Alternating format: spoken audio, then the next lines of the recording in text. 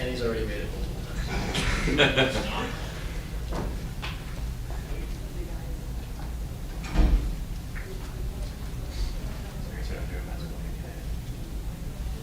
I hope.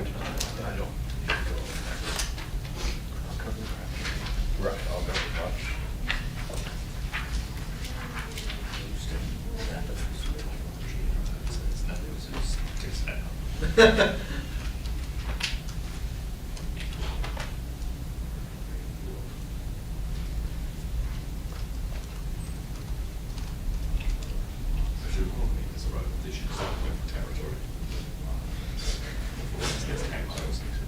Yeah. You see, like, Tennessee Georgia game should be played for Tennessee River Water.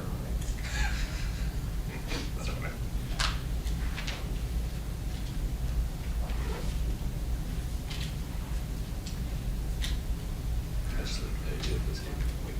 Seven years from now, being from Bronson. Throwing the game on purpose.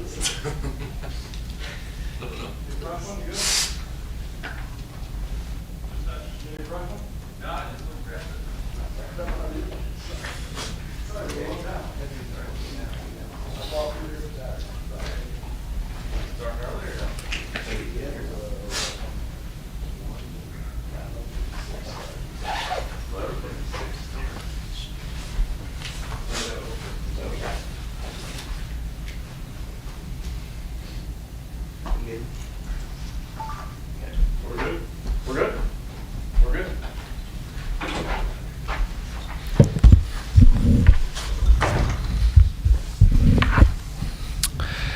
First off, I'd like to say happy Thanksgiving. Obviously, it's a great holiday, one that for me is one of my personal favorites just because of the opportunity to gather with the friends and family and no pressure of gifts and all the other things, just being with people and spending time with those you love. This week always reminds me of how many things that I have to be grateful for and thankful for. You know, so thankful for my family, my wife, and my 4 daughters. The opportunity to live here in Columbia. This is an unbelievable community that's really supported my family and myself over the last 3 years, and we love being here and being associated with this university and being the head football coach for not only this city but also this state. And what a tremendous honor that is, and a blessing. You know, to be surrounded, be thankful for the young men that play for us, you know, the 21 seniors that we were able to honor last Saturday, and all the other kids that have and families that have committed to play for us and be here with us on this journey. You know, core value number 4 for us is enjoy the journey, and that's what we're doing with the guys that are on this football team. And got a wonderful working environment with the staff that is here, the support through the athletic administration. And again, just so grateful for the opportunity to be here and really reflect on that this week. Obviously, very thankful for the fans. You know, we got a great fan base Saturday night. Those who stuck it out in some really tough conditions. We got people that didn't even wear shirts the entire game.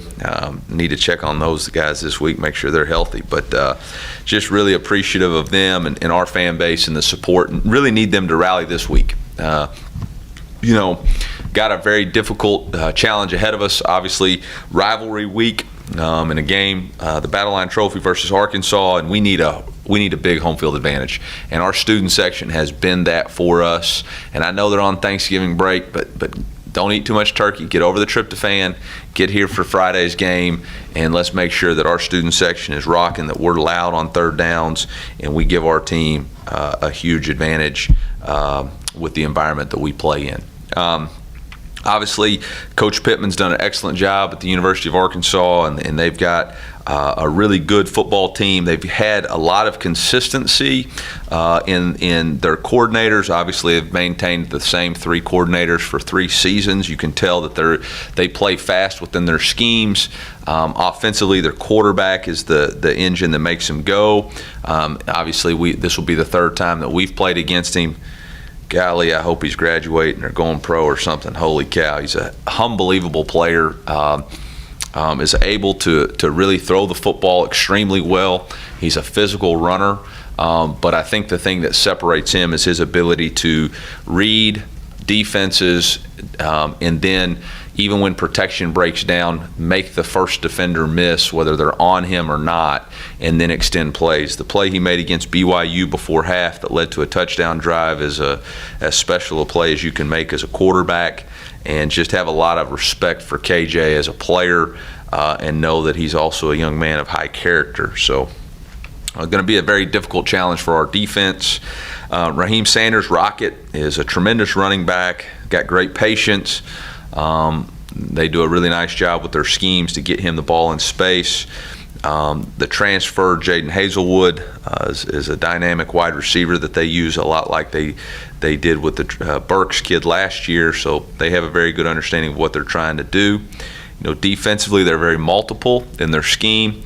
Bumper Pool, the linebacker that's been there for as long as we can remember, same with Hudson Clark. Very good players, very good on the front. They were able to reload with some transfers on the defensive line. And then obviously the special teams, Cam Little, their kicker, is a really good kicker, and Coach Fountain does an excellent job. So got our hands full, and with that, I'll open it up for questions. Eli, some of the guys that were banged up on Saturday, I mean, Yeah.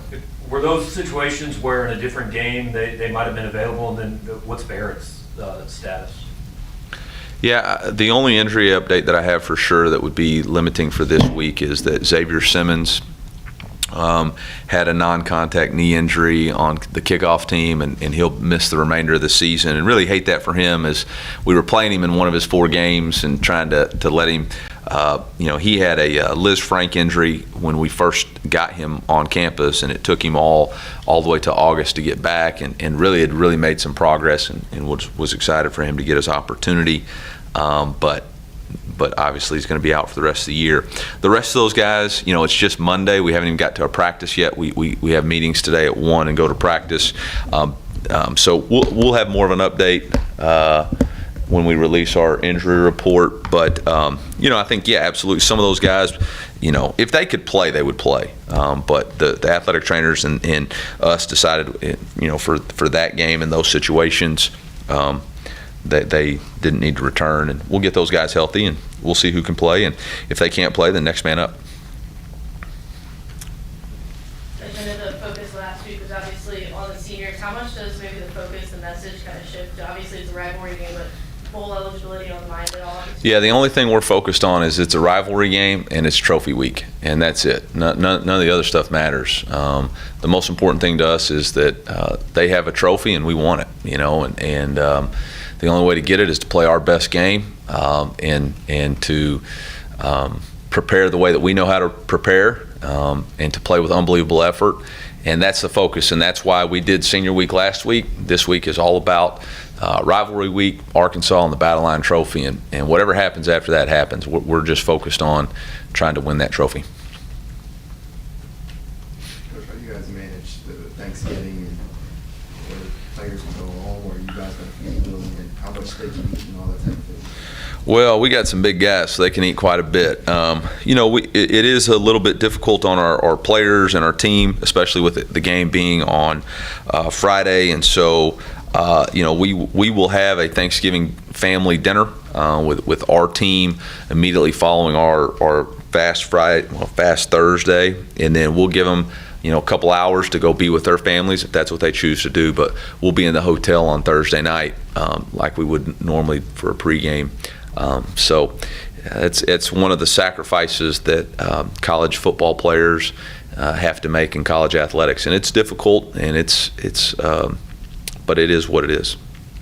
Managing KJ, you've seen him a lot. What does he do that gives teams the most trouble? Well, I think everybody undervalues his ability to throw the football. He's very accurate. He reads defenses really well. But the thing that makes him special is that he creates with his feet. He's able to, call a normal pass play. It's not there, even if protection breaks down and somebody gets to him, to shed that defender and then go get the first down. Very similar to Hendon Hooker and what he was able to do against us. There were several times that we had, a free defender on him, and he was able to shake him off and then go get extra yardage. And that's the guy you're counting on making the tackle. So, that's probably his secret weapon.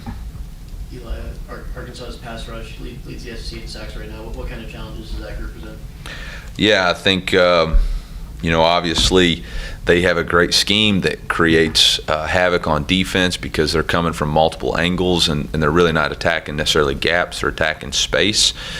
And they put you in a lot of different one-on-ones, and so that's going to be a challenge. Obviously, we've got a few guys with experience and we got a true freshman, so we're going to have to really make sure we narrow the focus of what we do and make sure that our guys can execute. Yeah, you mentioned the true freshman or not. How do you feel like he's held up starting at right tackle the past couple weeks? Yeah, thought he's played very well. Obviously, there's things that he can improve on, and there's specific fundamentals that we've got to continue to work. But for the most part, he's held up his end of the bargain, playing, at that position, and the future's extremely bright for him. I think every time he steps on the field, he gains more and more confidence.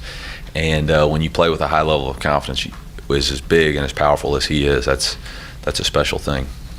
Do you like the fact that they have had consistency of coordinators with Bryles and Barry? Not that it makes it easy, but is it more familiar when you're getting ready for them, or has their systems changed much? No, I think their systems evolve. I think all three of them, including special teams, they've gone to a two-man shield on punt. Everybody's growing and evolving, but you can tell there's a similar framework. There's the similar teachings. It's a similar structure, so there's more volume of defense that they carry or more volume of offense, but there's still the base identity of who they are. And you can tell like guys like Bumper Pool or Hudson Clark or Simeon Blair, guys who've been there for a while, Miles Slusher, those guys have a lot of experience in what they're doing, so it's not, in a short week, they're going to be able to pick it up and be ready to play. Coach, is there a specific position group or maybe a player so that, you need everybody to play well, but is there one that's like you really got to make sure you're doing all your responsibilities this week so nothing big happens? Yeah, honestly, in football, that's the beauty of the game, is that all 11 people on the field have to do their job at a high level for you to have any chance of success. Because if one person doesn't, then there's in a defense, there's a hole in your defense, and on offense, there's going to be an issue. So everybody's got to win their one-on-one matchups. Eli, it looked like I think Barrett was like one of the regular starters that was out there for Sam's drive Sam's series in the fourth quarter. Is that kind of just having that leadership, veteran guy in the field for him? Yeah, he's kind of our glue and on-the-field coach, and felt like that he could get everybody lined up and make sure that the plays were executed and give Sam, obviously Sam tried to throw him the first two passes, so there was a lot of comfort there, and actually throwing the third pass too. So, I know you move everything up into the short week. Is there anything that when you have less time to prepare that you drill in on with your guys to make sure that they're with the schedule or anything in particular you always go to in a short week? No, I think the biggest thing is making sure your guys are, the only people that need to feel stressed about it being a short week is the coaches. You want to try to get your players into a rhythm and a routine. So today is, in Monday in y'all's world, but when we go to the team meeting, it'll be Toughness Tuesday, and they'll be ready to go, and in their mindset, it'll just be a Tuesday practice, and we'll go from there. It balances us all up. Some people have Sunday off and practice Mondays. When you only have a 6-day work week, everybody has to have the same sort of schedule. So that's a good thing. I know progress and improvement of a program goes beyond a lot of times just what the bottom line says. So where specifically do you feel like you guys have made a lot of improvements this year over where you were last year? And then second part, how important is it that these next couple games, like that progress does show up in the final record over, a year ago? Yeah, I think obviously when you're talking about success, everybody believes success is linear and it's always pointing up. And I think you got to understand the trajectory of what you're trying to accomplish. Obviously, taking over this program, there was a lot of challenges when we first starting with NCAA sanctions for 2 years, and then COVID, and now dealing with a transfer portal and NIL, and so we're navigating all of those things in the middle of probably the most uncertain time in college football history. I think the things that we have done well is we have been to back-to-back bowl games, which was, I think there's only 2 other coaches in school history that have done that. We've recruited at one of the highest levels that this program has ever seen. We've drawn fan attendance back to one of the highest levels that it's been since pre-2015. We've built a brand new indoor facility and raised money at a high level. You're seeing progress on the defensive side of the ball, which had not been where we wanted it to be the previous season.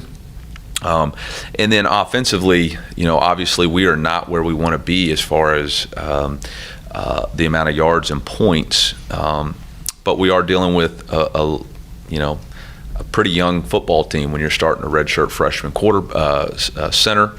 You're starting a quarterback who hadn't played a whole lot. You've got, maybe your best 2 offensive weapons are a redshirt freshman or true sophomore and a true freshman.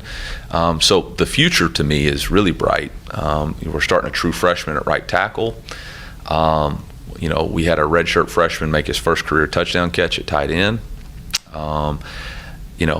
So I think we're improving the talent. I think we're improving the way we go through the process.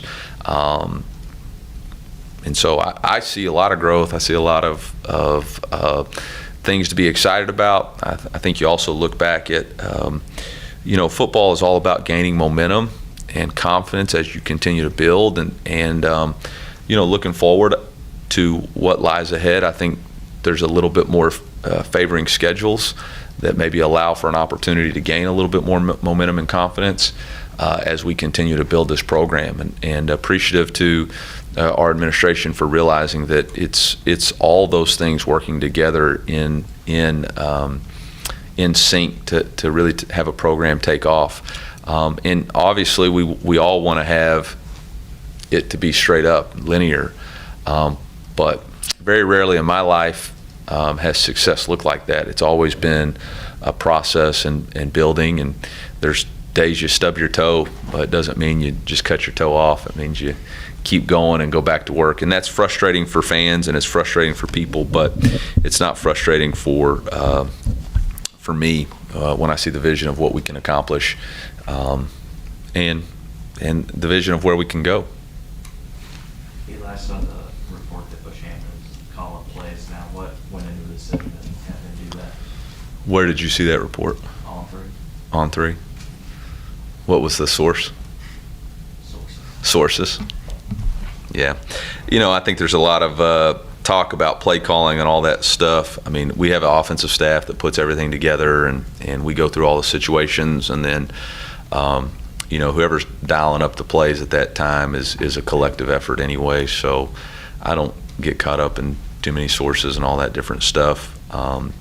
But Bush has done a nice job taking the lead on some of it, but Marcus has done a nice job. Coach Looper's done a nice job. Coach Peeler's done a really nice job of inserting some ideas here and there. So I think it's a little bit overblown, but appreciate Bush and his leadership absolutely, and just honestly felt like if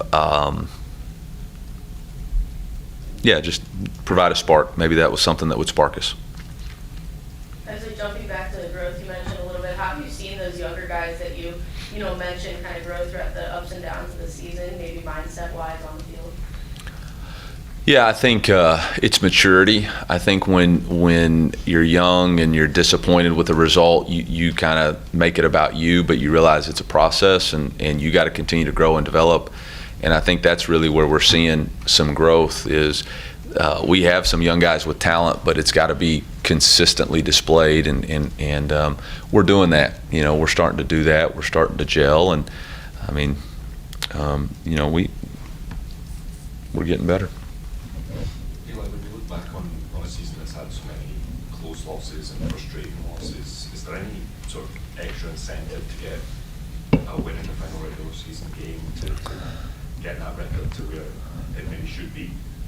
I haven't put any thought process into the season overview and all that. Like, all I'm focused on is this game this week being 1-0 and stacking that up. And, after the game on Friday, then I'll take 48 hours and kind of reflect on where everything is. But right now, my mindset's not on reflection or doing all that. My mindset is on how do I rally this team over the next 5 days to be prepared to play our best game, because that's what we need to do. Good teams play better each and every week, and I felt like, obviously with the way things ended against Tennessee, I thought it was really important for us to bounce back and offensively, to score on our first 3 drives, to score on the opening series of both the first half and the second half, which is the first time we've done that all year.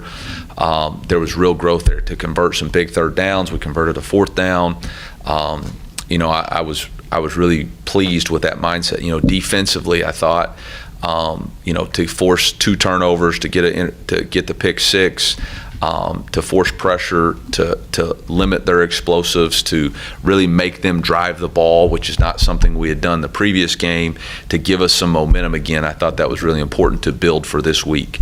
I'm not really worried about close losses, or blowouts. Like, that doesn't have anything to do with this week. This week's about us playing our best game to try to win a rivalry game, and that's what matters to me. Yes, Sam Pittman said this morning or this afternoon that he's not sure if Bumper Pool plays this weekend. So I know that the scheme doesn't change based on who's in there necessarily, but when there's such an impactful guy like that, I mean, does that change what you guys do during the week? I hadn't heard this. I literally saw it on Twitter 5 minutes ago. Thank God for you being on Twitter. Thank you, Elon Musk. Well,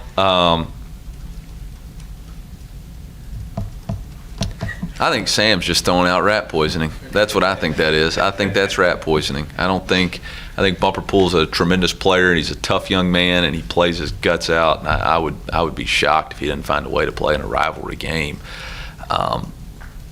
But I mean, they've got capable players, and they play really good football. And he's had to miss some games, or not games, but time, just because of dealing with injuries. So they've got capable players behind him, and we'll have to figure that out.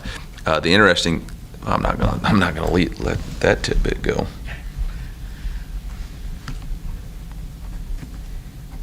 Where'd you see that? Christina Long tweeted it a few minutes ago. I wish Sam would just call me and tell me, and we wouldn't have to deal with all this. Eli, I don't know if we'll talk to you next week, but do you have any sense what December 5th is going to be like when football opens? Yeah, it's going to be a madhouse. I think if the FCS portal today is opened up and it's completely crazy, and I don't think there's any reason that's going to be any different. Be careful what you wish for. So I don't know. I don't know. Yeah, I don't know. I'm going to try to be measured with some of the things I say, just because I think this stuff always gets to be put back on you and all that stuff. But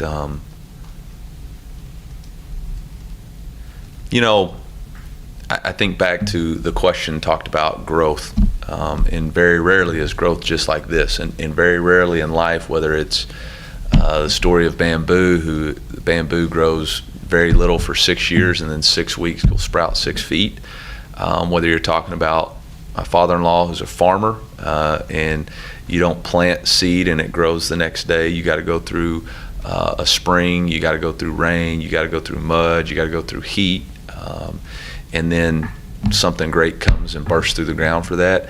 I think we're such a instant gratification era, including myself. I'm not putting this on anybody. It's the entire world we live in, that we're trying to skip the step of adversity and growth.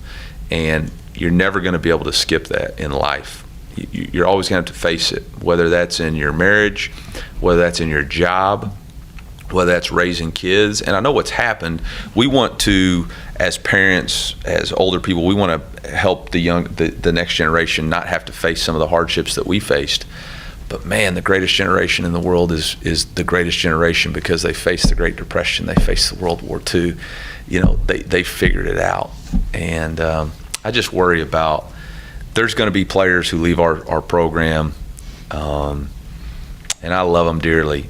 And, it's maybe they're not excited about their role, or they're frustrated because they don't feel like they're being utilized the right way. And sometimes you just got to keep growing, sometimes the grass isn't always greener on the other side, and sometimes you're just trading one set of problems for another. So I don't know if you guys know this because this is the first time you've really been through it, but how much have coaches talked about, between, Saturday and December 21st are going to have potentially bowl games, signing day, transfer portal opens. I mean, how do you prioritize that and kind of manage the time in those 3 weeks? yeah, you're going to have all kinds of issues because you're going to have the Coaching changes? hope. No. In general. Thank God for that extension. And going back to the transfer thing, we didn't even talk about, that was just for people that are not necessarily happy. Then you're going to have the other factor of people wanting to maybe negotiate a better deal because of NIL and all that other stuff. It's going to be, I don't know. Nobody's prepared for this because we've never faced it before, but you're going to have the issue of players going into the transfer portal. Do they get to finish out and play in bowl games, or do they not? You're going to have players declare for the NFL draft. And then you're going to have the fact that you got some players that are redshirted, and so your roster's a little bit limited on who actually can play and can't play going into a bowl game. So there's a lot of challenges to that. Plus you got to sign a recruiting class. Plus you got to recruit your own roster. So, and then you got to try to talk in. You got to advise players who have NFL potential on whether or not they should come back or whether they should go. So. There's a big challenge there, and we will step up to the challenge, whatever that may be, whatever that may look like. But the only thing I'm focused on right now is we've got a 1:00 team meeting, and I need to make sure I'm at my best for that, and I need to make sure our team is focused and ready to go for a rivalry game. So with all that, everything that's going to happen in December and everything that's happening already, what has stayed the same? Like, is there anything that you still feel rooted in that isn't changing? Me personally? Yeah, the direction and vision of this program. I think the biggest thing that I've tried to make sure that our administration and hopefully our fans know is that stability and discipline in an uncertain environment is a recipe for success. And I clearly know what we're trying to accomplish here and how we're doing that, how we're encouraging young men to chase two dreams, a life with football and a life outside of the game. And that's not going to change. We want them to maximize their ability as a football player. We want to surround them with everything they possibly can have to chase that dream of being the best football player they can be. But we also understand that at some point, football ends for everybody, and we want to make sure they have a world-class degree so that they can be a positive influence on our society. We want them to produce leaders in a world that desperately needs people of character in leadership. And that's not changing here. They know that every day they walk in this building, we're going to require that they always compete. That their job is to be better today than they were yesterday, that we build trust and respect, that we trust them and we respect the time and amount of energy they put in. They respect that we're experts in our field, and then they trust that we have their best interest at heart. We're always going to say, you got to do more than what's expected. All right, if you do the same thing as everybody else and they're in front of you, they're staying in front of you. That's a life lesson that they always got to know. And then enjoy the journey. And so when everything else is uncertain, you can know that that's what this program is built on, and that's what this program is going to be about. You know that Ryan Russell's going to develop you with an elite edge every single day. And you're going to be required to have energy. You're going to be required to have details, grit, and emotional consistency. And that ain't changing. That's not changing here. And you know that our defensive coordinator is going to be here, and we're going to have a great defense. You know that I'm going to be the head football coach here, and that vision for our program is not changing. You know Ryan Russell is going to develop you with an elite edge. You know that our academic department is going to help you grow and have a great academic success rate. You know that our player development opportunities for you. You know there's going to be great opportunities for NIL, and that's been demonstrated throughout the commitment to our team from our fan base. And so those are the things that you know. Those are known quantities. And if that's what you're choosing to, either join or leave, then you at least know what it is. Thank you, guys. Is that it? You got anybody other questions? Can I do one more? Sure. Happy Thanksgiving.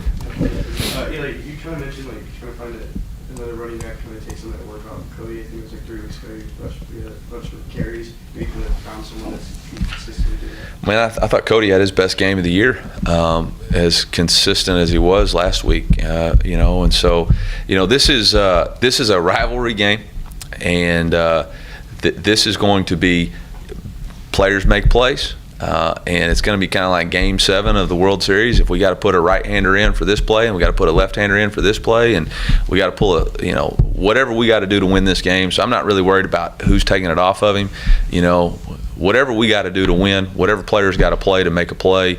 If we need speed on the edge, we got to get a running back in there. If we need a downhill run, we got to get a running back in there. If we got to line up in something that gets somebody else the best player of the ball, that's what we're going to do. So. We'll worry about all that other stuff this spring. All we're worried about is trying to find a way to win this game. Okay.